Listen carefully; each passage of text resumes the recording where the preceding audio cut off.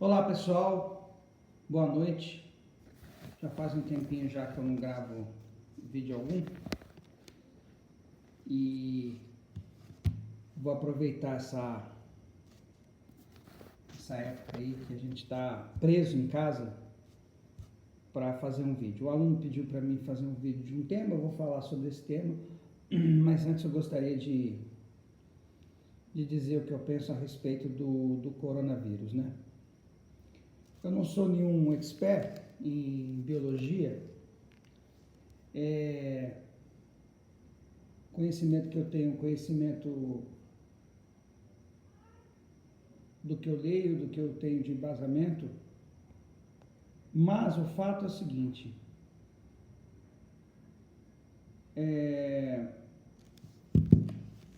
essas 3 últimas pragas virais importantes que nós tivemos aí, que foi a gripe aviária, a gripe suína e agora o coronavírus, vieram todos do mesmo país, que é a China. A gente não pode culpar um país de algo, mas o fato é que existe uma coincidência de fatos nesse país que levou à criação dessas doenças virais. Eu li em algum lugar, e aí vocês podem deixar nos comentários, que quando o Mao Tse Tung fez a Revolução Cultural na China, ele mudou muitos hábitos. E o excesso de higiene era visto na China como um valor burguês. E aí o que acontece? Quando você, na cultura chinesa, demonstra muita higiene, você então é visto como um burguês.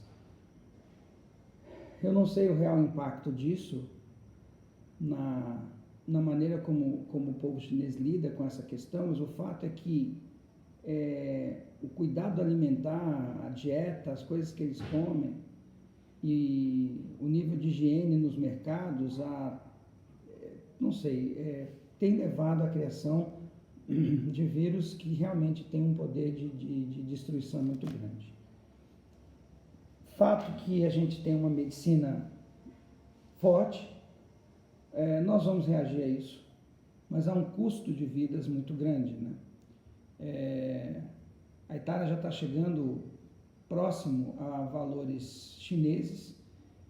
Não sei se porque na Itália os dados são abertos ou não abertos, né? E na China, não sei. Sinceramente, eu não posso dizer se os dados na China são corretos, se eles realmente estão conseguindo controlar a virose. O fato é que nós estamos aí com as coisas paradas. Para quem tem atividades que podem ser feitas online, a gente vai trabalhar online, como é o caso das nossas aulas no Poliedro. A gente vai criar toda uma estrutura para não atrapalhar o aluno. É lógico que vai precisar do aluno uma disciplina muito grande para poder manter o seu padrão de estudos, mas do nosso lado aqui a gente está totalmente comprometido com o sucesso do aluno, independentemente do que ocorra.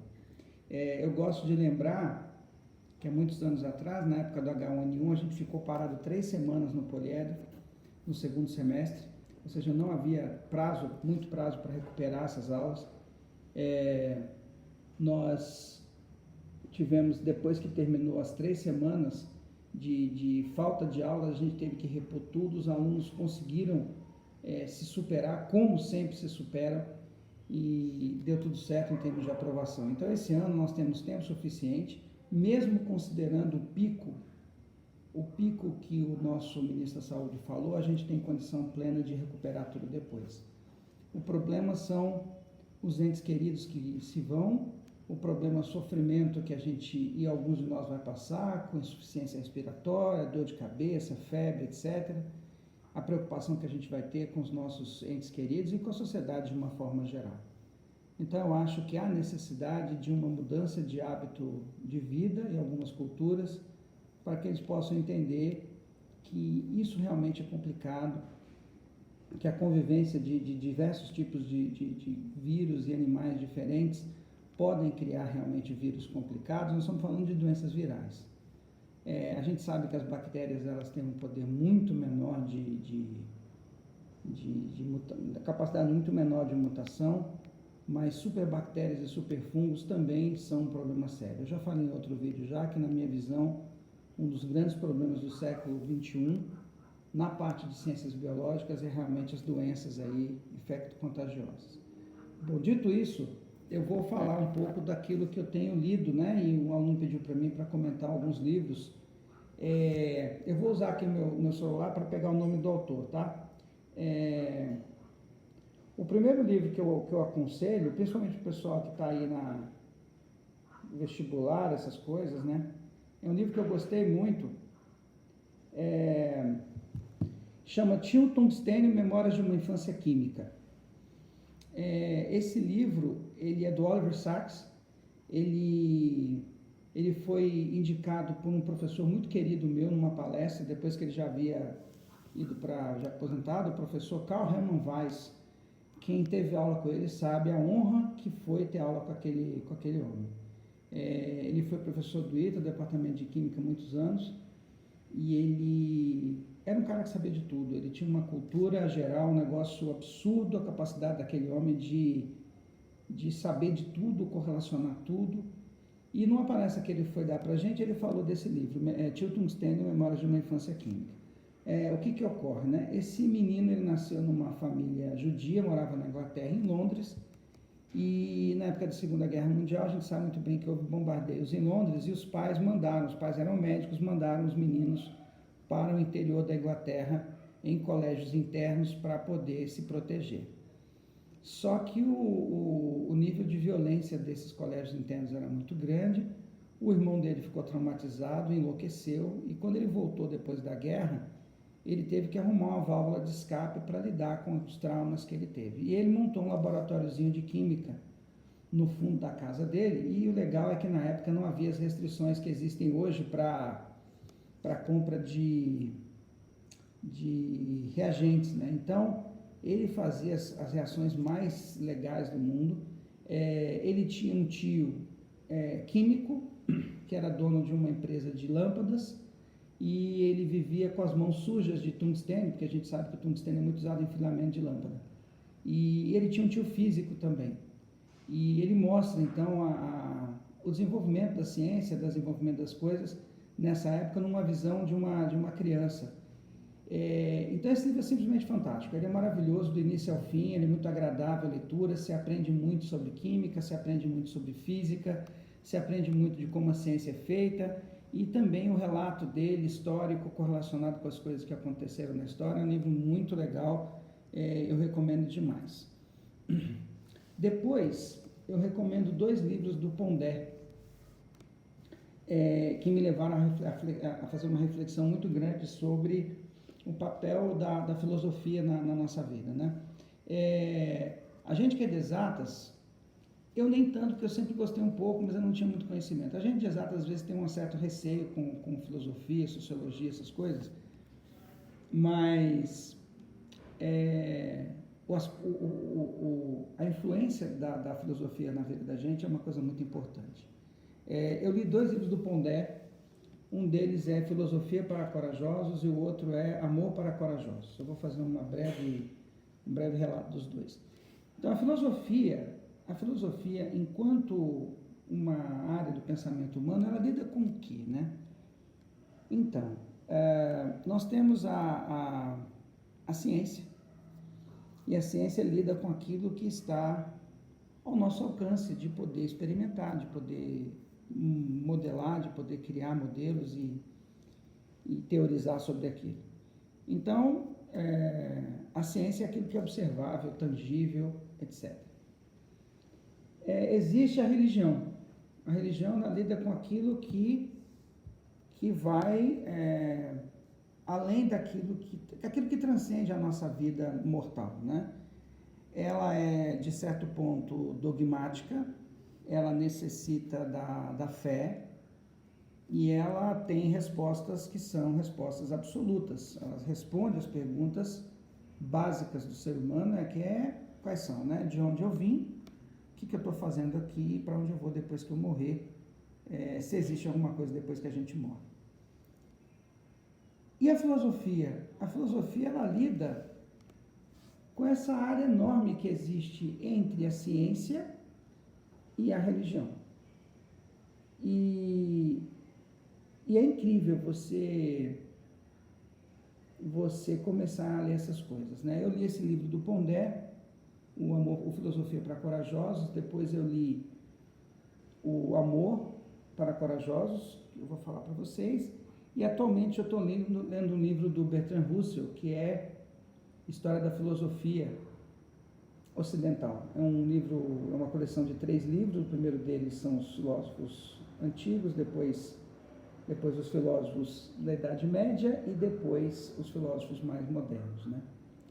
Muito bem. O livro do Pondé, ele começa então falando sobre essa questão da filosofia e de como ela influi na maneira da gente pensar, né?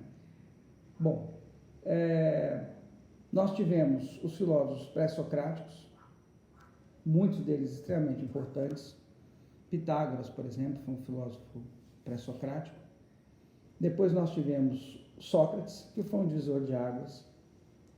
E Sócrates, ele influenciou Platão. E Platão, eu não sabia disso, né? E fui entender muitas coisas. Platão, ele, influenciado pela visão de Sócrates, influenciado pelo sucesso que Esparta teve em muitas coisas, na época, em termos de guerra, em termos de sociedade estruturada.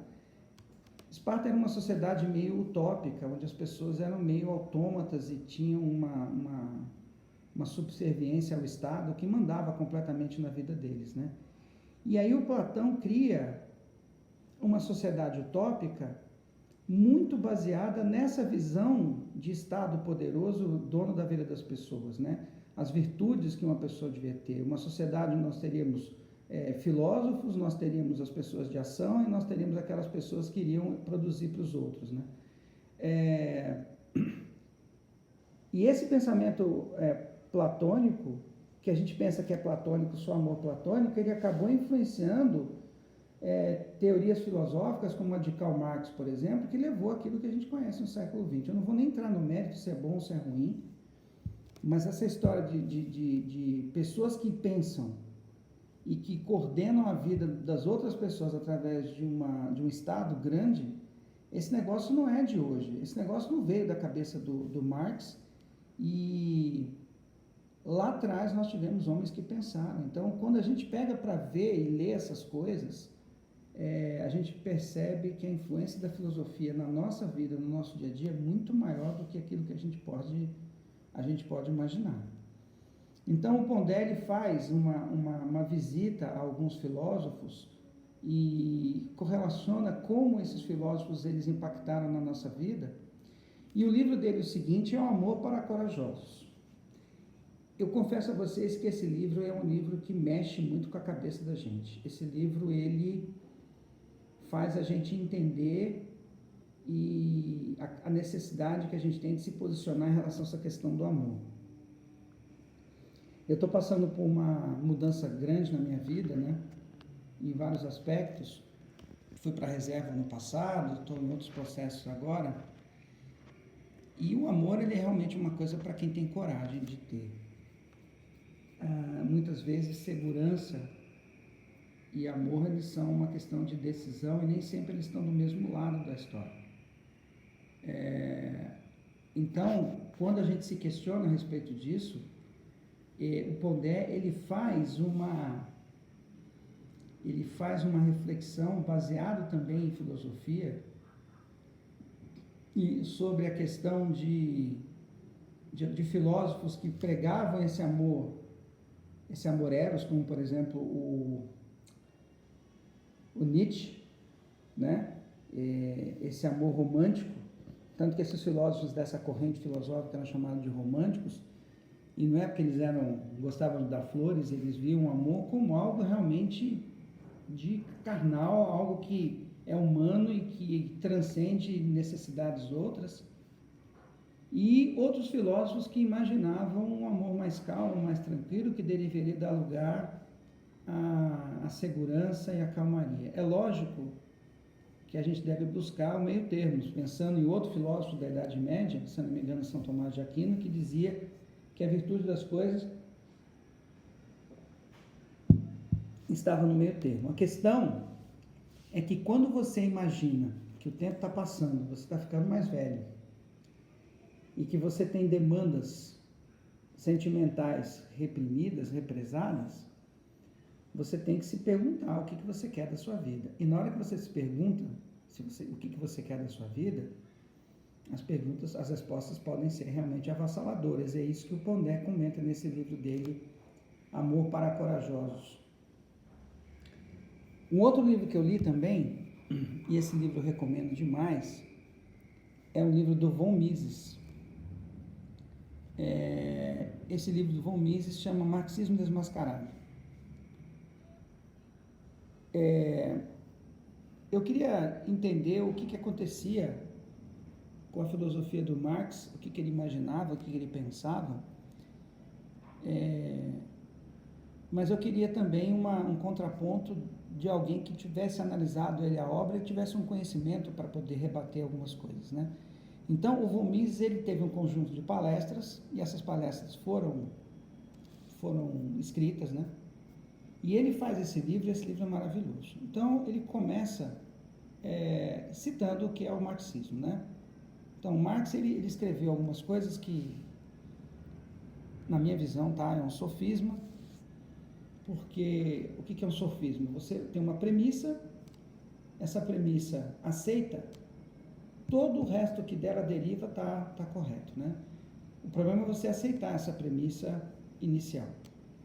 Então, basicamente é o seguinte, é muito simplista, lógico, o tempo que eu tenho disponível aqui. Ele fala de capital, meios de produção. Então, a dialética histórica, ela cita o quê? Que os meios de produção, as ferramentas, tudo que o homem for criando, ele vai ser desenvolvido para que cada vez mais exista abundância e não haja mais a necessidade de haver divisão de classes.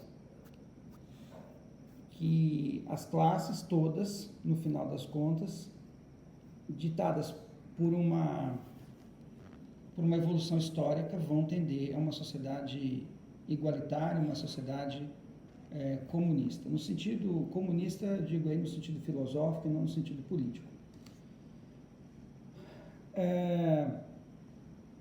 Ele diz também que a mudança da estrutura social virá das classes mais baixas, ou seja, que a revolução ela virá de baixo para cima.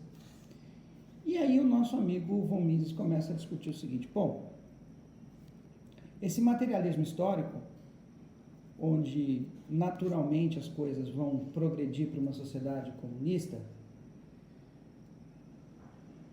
se a história é dona da verdade assim, por que a necessidade então de constituição de partidos políticos comunistas? Por que há necessidade de revoluções, dado que o processo é um processo naturalmente ditado pela história? Ele fala também da questão da condenação dos juros, da condenação de toda a estrutura capitalista que o marxismo faz. Então, se você quer ter uma visão embasada de economia, de alguém que realmente estudou a fundo o assunto e que faz apresentações extremamente legais sobre o assunto, você deve ler Von Mises. Existe uma sociedade Von Mises no Brasil, ele tem outros livros publicados, e eu aconselho muito você ler esses livros. E para terminar, eu não poderia deixar de dizer, eu tenho com muito orgulho na minha casa, a coleção Lectures on Physics do Feynman. Feynman, ele foi um prêmio Nobel de Física, ele foi professor no Caltech, ele era um indivíduo incomum, gostava de tocar bongô, quando tinha folga ele ia assistir um show de striptease, ele é um dos pais da nanotecnologia, e o Feynman, ele foi convidado para dar aula para alunos de graduação no Caltech.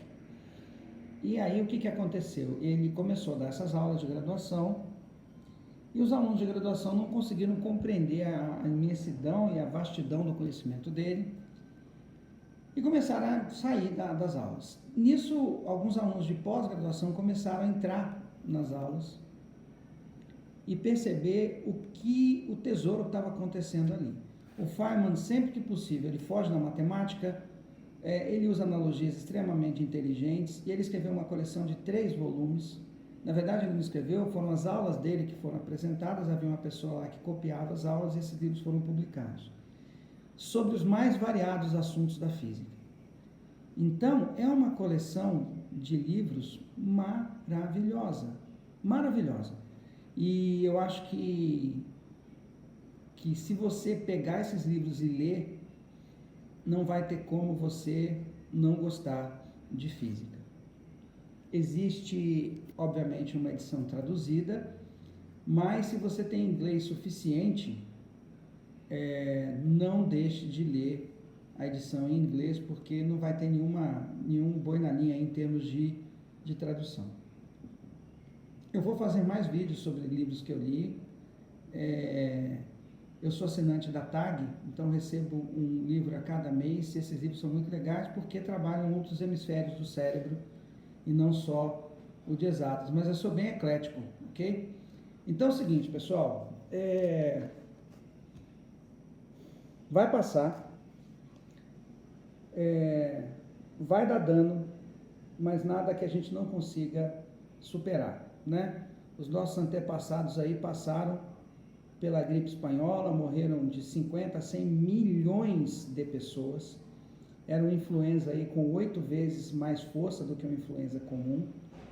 E nós estamos aqui, certo?